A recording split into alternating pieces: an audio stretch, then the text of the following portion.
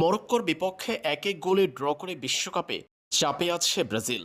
এমন ব্যর্থতার জন্য চাপে আছেন ব্রাজিলের ইটালিয়ান কোচ কার্লো আনচেলত্তিও। মরক্কোর বিপক্ষে বেশ কয়েকটা ভুল করেছেন আনচেলত্তি, যেগুলো চোখে পড়ার মতো ছিল। তার মধ্যে অন্যতম দ্বিতীয়ার্ধে এনরিক ফিলিপেকে মাঠে না নামানো। এদিকে হাইতির বিপক্ষে আগামী 20 জুন মাঠে নামতে যাচ্ছে ব্রাজিল।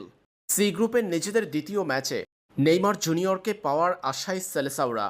এরই মধ্যে দলীয় অনুশীলনে ফেরার খবর এসেছে নেইমার জুনিয়রকে নিয়ে। প্রথম ম্যাচে দল জিততে না পারলেও ব্রাজিলের স্কোয়াডকে ছোট করে দেখার উপায় নেই। দলে আছে যথেষ্ট প্রতিযোগিতা।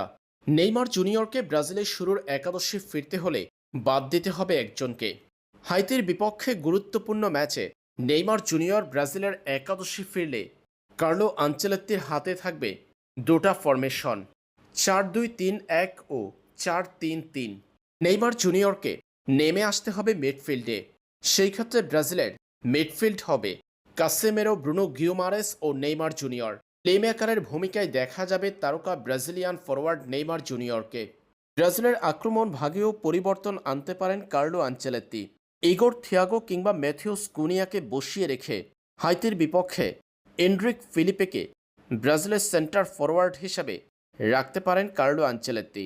নেইমার জুনিয়র ব্রাজিলের শুরুর একাদশে ফিরলে একাদশ হবে গোলরক্ষক Alisson Becker, left back Douglas Santos, centre back Marquinhos, centre back Gabriel Magalhaes এবং রাইট ব্যাক ইভিনিজ। মিডফিল্ডে থাকবেন কাসেমেরো, ব্রুনো গিউমারেস এবং নেইমার জুনিয়র। তিনি খেলবেন লুকাস পাকুয়েতার বদলি হিসেবে। দল থেকে বাদ যাবেন লুকাস পাকুয়েতা।